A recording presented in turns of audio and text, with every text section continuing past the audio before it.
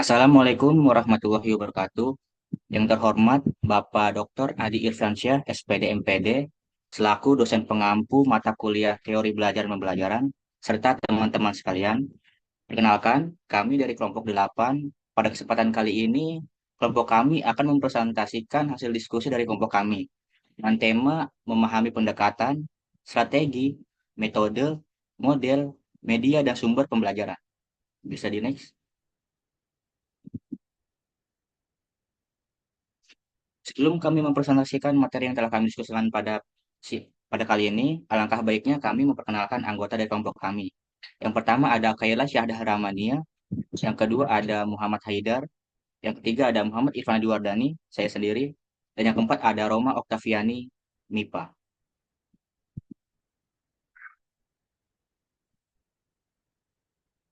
Baik, untuk materi mengenai pengertian pendekatan pembelajaran akan disampaikan oleh Kaila. Kepada Kaila dipersilakan. Oke, terima kasih kepada Irfan. Di sini ada pengertian pendekatan pembelajaran, di mana pendekatan pembelajaran merupakan titik tolak atau sudut pandang terhadap proses pembelajaran yang sifatnya masih sangat umum. Nah, di dalamnya ini mewadahi, menginspirasi, menguatkan, dan melatari metode pembelajaran dengan cakupan teoritis tertentu guna dapat mencapai tujuan pembelajaran yang telah ditetapkan. Boleh di next?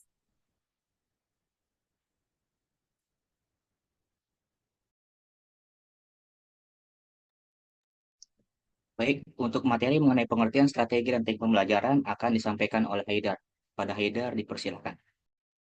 Oke, terima kasih. Selanjutnya ada pengertian strategi dan juga teknik pembelajaran. Yang pertama itu strategi pembelajaran merupakan perencanaan tentang rangkaian kegiatan yang didesain dan diterapkan oleh guru dalam mengubah sikap siswa menjadi lebih baik dari sebelumnya, dalam upaya mencapai tujuan pendidikan tertentu.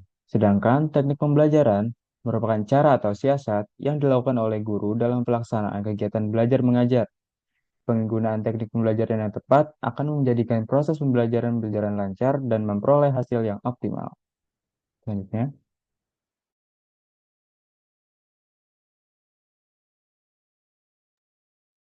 Untuk materi mengenai penerapan pendekatan dan strategi pembelajaran akan disampaikan oleh Roma. Pada Roma dipersilahkan.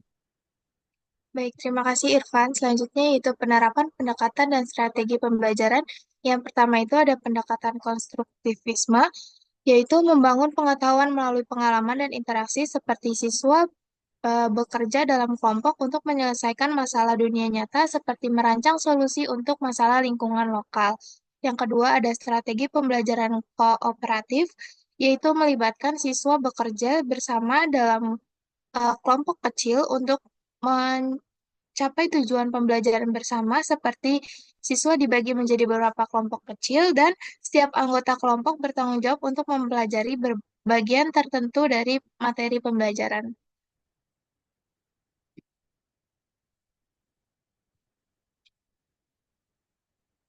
Selanjutnya ada penerapan metode dan teknik pembelajaran. Yang pertama ada metode diskusi, yaitu terlibat dalam pertukaran ide dan pendapat mengenai topik tertentu seperti setelah membaca sebuah artikel atau studi kasus, siswa mendiskusikan tema dan ide-ide utama dalam kelompok, kemudian membagikan hasil diskusi mereka kepada kelas secara keseluruhan. Yang kedua ada teknik brainstorming, yaitu mendorong kreativitas dan ide-ide baru dengan membiarkan siswa mengemukakan pemikiran mereka secara bebas dan spontan, seperti sebelum memulai proyek kreatif, siswa melakukan brainstorming untuk menghasilkan berbagai ide tentang bagaimana menyelesaikan proyek tersebut.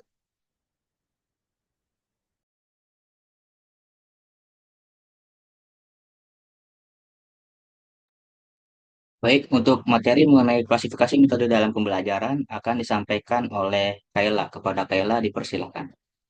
Oke, terima kasih Irfan.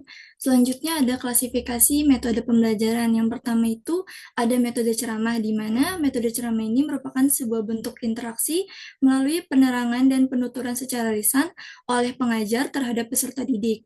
Nah, dalam metode ini, guru berperan sebagai subjek dan peserta didik menjadi objeknya.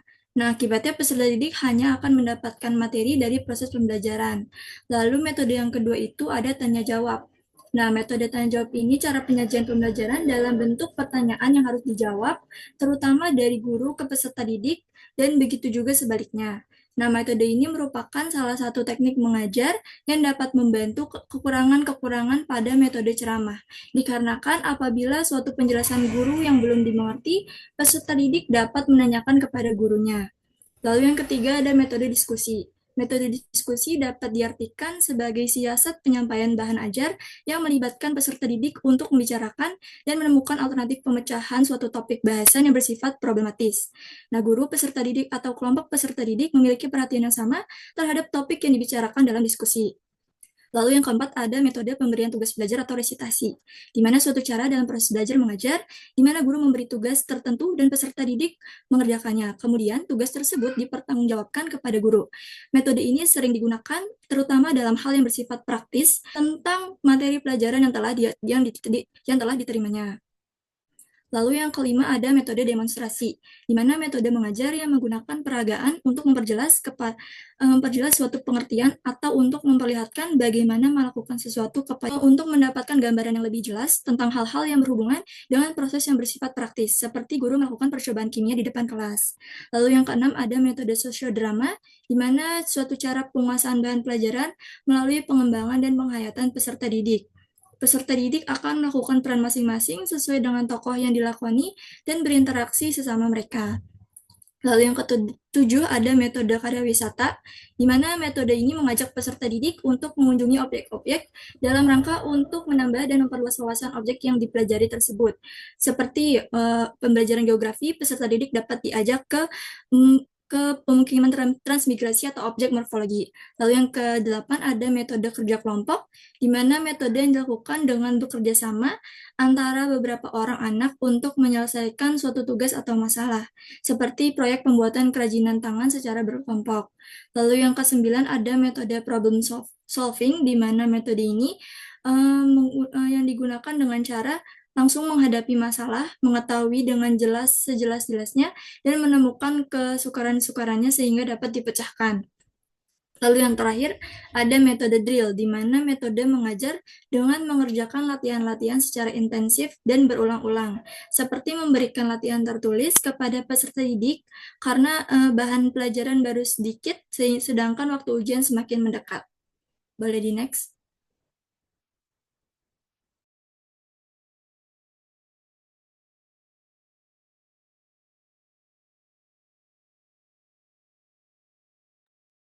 Baik, untuk selanjutnya itu ada karakteristik metode pembelajaran, termasuk kegunaan, kelebihan, dan keterbatasan yang akan disampaikan oleh Haidar. Kepada Haidar, dipersilakan.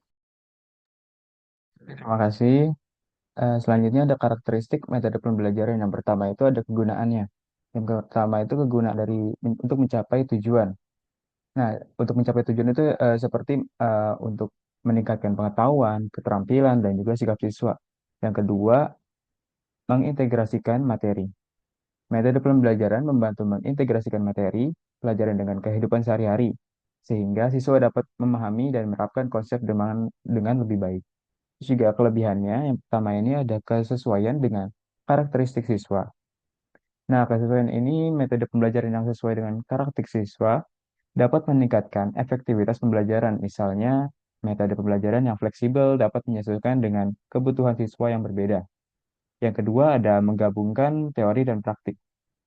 Metode pembelajaran yang efektif dapat menggabungkan teori dan praktik sehingga siswa dapat memahami materi secara lebih komprehensif. Yang ketiga ada meningkatkan kemampuan siswa. Nah, metode pembelajaran seperti discovery learning dapat meningkatkan kemampuan siswa dalam menyelidiki dan menentukan pemecahan masalah. Selanjutnya ada ketergantungan pada guru. Beberapa metode pembelajaran masih ketergantungan pada guru gitu, sehingga efektivitasnya dapat terganggu jika guru tidak memiliki keterampilan yang memadai. Yang kedua ada keterbatasan sumber daya. Keterbatasan sumber daya ini seperti fasilitas dan juga teknologi dapat membatasi pilihan metode pembelajaran yang dapat digunakan. Yang ketiga ada perlunya adaptasi. Setiap siswa itu memiliki karakteristik yang unik gitu. Sehingga metode pembelajaran yang sama mungkin tidak efektif oleh semua siswa. Oleh karena itu, Perlunya adaptasi dan fleksibilitas dalam menggunakan metode pembelajaran. Selanjutnya,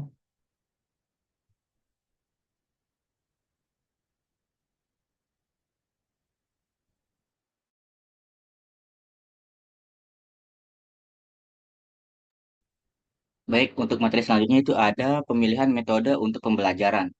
Dalam dunia pendidikan, metode pembelajaran adalah cara atau teknik yang digunakan untuk menyampaikan informasi dan membantu siswa memperoleh pengetahuan dan keterampilan yang dibutuhkan. Namun, tidak semua metode pembelajaran diciptakan sama.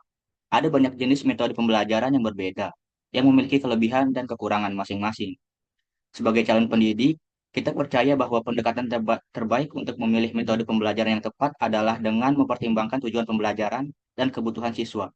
Dalam hal ini, kita dapat mempertimbangkan tiga faktor penting, yaitu gaya belajar siswa, konten pembelajaran, dan karakteristik kelas atau kelompok siswa. Pertama-tama, mari kita bahas mengenai gaya belajar siswa. Gaya belajar merujuk pada cara siswa memperoleh, memproses, dan mengingat informasi. Beberapa siswa lebih suka mempelajari informasi dengan membaca, sementara yang lain lebih suka belajar dengan melakukan atau melalui pengalaman secara langsung. Ada pula siswa yang lebih suka belajar dengan melihat dan mendengar, atau dengan berinteraksi dengan orang lain. Oleh karena itu, dengan memahami gaya belajar siswa, kita dapat memilih metode pembelajaran yang paling sesuai untuk mereka. Beberapa contoh metode pembelajaran yang secara umum digunakan adalah ceramah, diskusi kelompok, tugas individu, stimulasi, simulasi, dan juga studi kasus. Yang kedua, selain gaya belajar siswa, konten pembelajaran juga merupakan faktor penting dalam pemilihan metode pembelajaran yang tepat.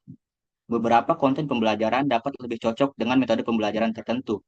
Misalnya, materi yang lebih teoritis mungkin lebih sesuai dengan metode ceramah, sedangkan materi yang lebih praktis dapat lebih cocok dengan metode simulasi atau tugas individu. Terakhir, karakteristik kelas atau kelompok siswa juga harus dipertimbangkan dalam memilih metode pembelajaran. Misalnya, ukuran kelas, tingkat keahlian, dan tingkat keterlibatan siswa dapat mempengaruhi efektivitas metode pembelajaran. Metode pembelajaran yang efektif untuk kelas besar kemungkinan untuk tidak efektif untuk kelas kecil, dan sebaliknya. Dalam memilih metode pembelajaran yang tepat, penting untuk mengingat bahwa tidak ada metode pembelajaran yang sempurna atau cocok untuk semua situasi. Metode pembelajaran yang tepat harus dipilih berdasarkan tujuan pembelajaran, gaya belajar siswa, konten pembelajaran, dan karakteristik kelas atau kelompok siswa. Dengan memilih metode pembelajaran yang tepat, siswa dapat memperoleh pengetahuan dan keterampilan yang dibutuhkan dengan lebih efektif dan efisien. Nah, terdapat beberapa metode pembelajaran yang tepat yang dapat dilakukan. Yang pertama itu ada pembelajaran berbasis masalah, yang kedua ada pembelajaran aktif, yang ketiga ada pembelajaran kolaboratif, yang keempat ada pembelajaran jarak jauh, yang kelima ada pembelajaran berbasis proyek, yang keenam ada pembelajaran individual, yang ketujuh ada pembelajaran berbasis game, dan yang kedelapan ada pembelajaran berbasis seni. Setiap metode pembelajaran memiliki kelebihan dan kelemahan masing-masing, dan tidak ada metode pembelajaran yang sempurna atau cocok untuk semua situasi. Oleh karena itu, sebagai seorang pendidik, penting untuk memilih metode pembelajaran yang tepat berdasarkan tujuan pembelajaran, gaya belajar siswa, konten pembelajaran, dan karakteristik kelas atau kelompok siswa. Penggunaan teknologi dalam pembelajaran juga dapat membantu meningkatkan efektivitas metode pembelajaran. Platform pembelajaran online, aplikasi pembelajaran, dan media sosial dapat membantu memfasilitasi pembelajaran yang lebih interaktif dan terintegrasi, serta memungkinkan siswa untuk belajar di mana saja dan kapan saja. Dalam era digital saat ini, kita sebagai calon pendidik harus tetap terus memperbarui diri dengan perkembangan metode pembelajaran yang terus berkembang, serta mengintegrasikan teknologi dalam proses pembelajaran. Dengan demikian, siswa dapat memperoleh pendidikan yang lebih efektif, efisien, dan relevan dengan kebutuhan masa depan. Bisa di next.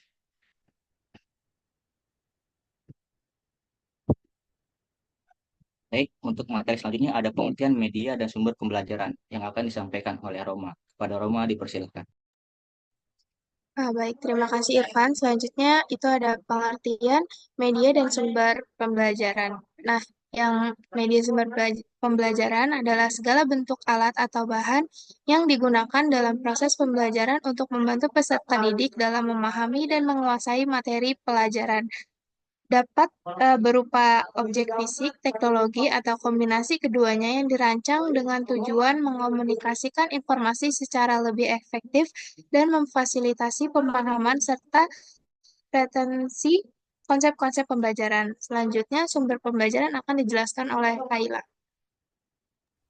Oke, untuk selanjutnya itu sumber pembelajaran, di mana merupakan segala sesuatu yang dapat digunakan untuk memfasilitasi proses belajar, baik berupa data, orang, dan wujud tertentu yang dapat digunakan oleh peserta didik dalam belajar, baik secara terpisah maupun secara terkombinasi.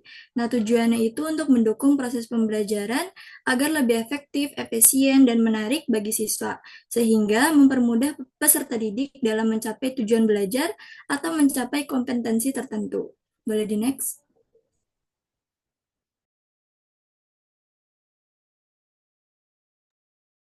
Untuk materi selanjutnya itu ada fungsi sumber belajar yang akan disampaikan oleh Haidar. Kepada Haidar dipersilakan. Oke, selanjutnya ada fungsi sumber belajar. Di sini ada 5 fungsi dari sumber belajar. Yang pertama itu meningkatkan produktivitas pembelajaran. Yang kedua, memberikan kemungkinan pembelajaran yang lebih individual.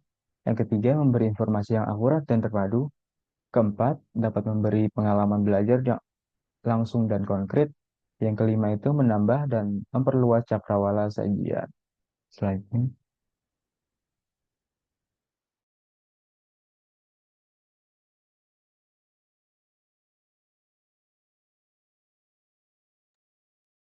Untuk selanjutnya itu ada karakteristik media dan sumber belajar dalam pembelajaran. Perlu kita ketahui, sumber belajar disebut sebagai alat peraga jika hanya berfungsi sebagai alat bantu pembelajaran. Sumber belajar juga dapat disebut sebagai media jika merupakan bagian integral dari seluruh proses atau kegiatan pembelajaran.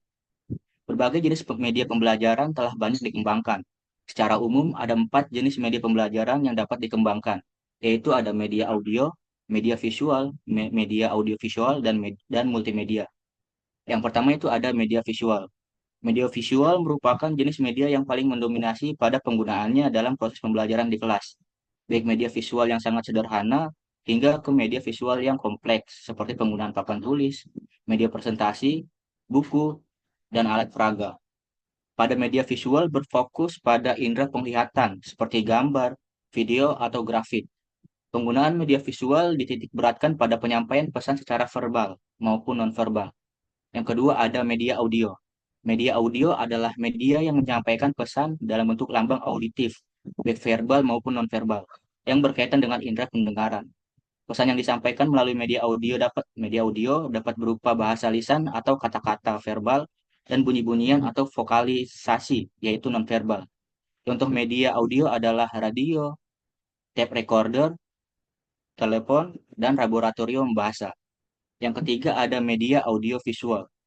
Media audiovisual adalah media yang dapat menyampaikan suara dan gambaran secara bersamaan. Media ini juga bisa diartikan sebagai saluran atau wahana yang menyampaikan pesan secara simultan dalam bentuk audio dan gambar bergerak. Beberapa contoh media audiovisual diantaranya ada film, televisi, video FCD, sound, dan slide bersuara. Dan yang keempat ada multimedia. Multimedia adalah media yang menggabungkan 2 atau lebih media seperti teks, gambar, audio, video, dan animasi secara terintegrasi. Multimedia dapat dikirimkan kepada pengguna melalui komputer atau alat elektronik lainnya dengan manipulasi digital.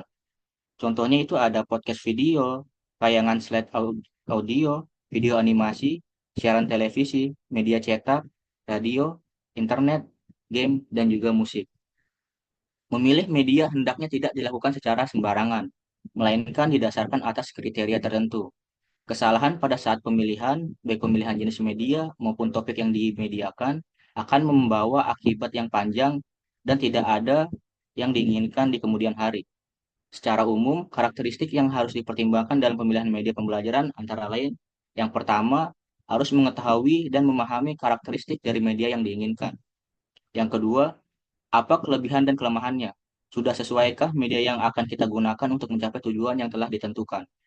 Yang ketiga, jelas. Media pembelajaran harus memiliki tujuan yang jelas, materi yang disajikan sesuai kompetensi, dan alur proses pembelajaran yang jelas. Yang keempat itu ada praktis. Media pembelajaran harus praktis dan luas. Yang kelima, sesuai sasaran. Media pembelajaran harus sesuai dengan karakteristik siswa dan tujuan yang ingin dicapai. Yang keenam, ada relevan. Media pembelajaran harus relevan dengan materi yang diajarkan. Yang ketujuh, dapat digunakan. Media pembelajaran harus dapat digunakan oleh pengajar. Yang kedelapan, tidak mahal. Media pembelajaran sebaiknya dipilih yang murah dan sederhana, tetapi hasilnya banyak dan juga bagus. Dan yang kesembilan, dapat dioperasionalkan. Guru harus mampu menggunakan media yang dipilih dalam proses pembelajaran. Bisa di next.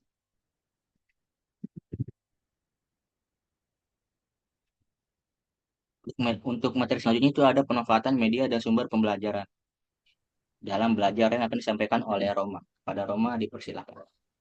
Oke, baik. Terima kasih, Irfan. Yang pertama itu ada video pembelajaran, yaitu menggunakan video untuk menjelaskan konsep atau yang kompleks atau memberikan contoh praktis, misalnya video tentang eksperimen sains atau teknik matematika yang sulit dipahami hanya dengan teks. Yang kedua ada presentasi PowerPoint, yaitu menggunakan slide yang menarik untuk menyajikan materi pelajaran dengan gambar, grafik, dan teks yang ringkas. Ini membantu siswa memahami informasi dengan lebih jelas dan terstruktur. Yang ketiga ada e-book dan artikel online, yaitu memberikan akses kepada siswa untuk membaca buku elektronik atau artikel terkait dengan topik yang dipelajari. Ini memberikan sumber tambahan dan variasi dalam pembelajaran. Yang keempat ada simulasi dan aplikasi interaktif, yaitu menggunakan perangkat lunak atau aplikasi yang memungkinkan siswa melakukan simulasi seperti simulasi fisika atau matematika. Yang kelima ada forum diskusi online, yaitu membuat forum atau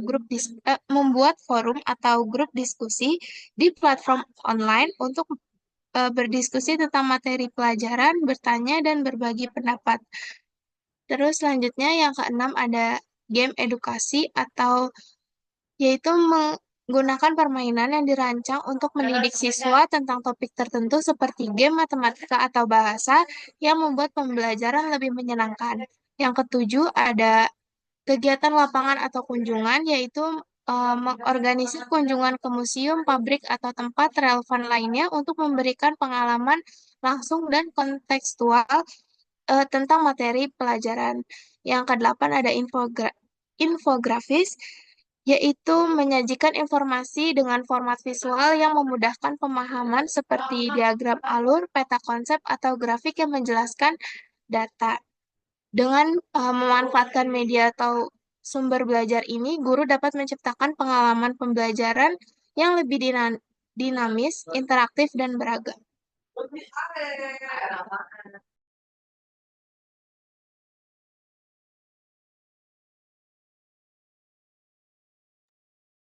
Demikian materi dari kelompok 8 yang dapat kami sampaikan. Apabila terdapat salah-salah kata dan kata-kata yang kurang berkenan, kurang lebihnya mohon dimaafkan. Terima kasih. Wassalamualaikum warahmatullahi wabarakatuh.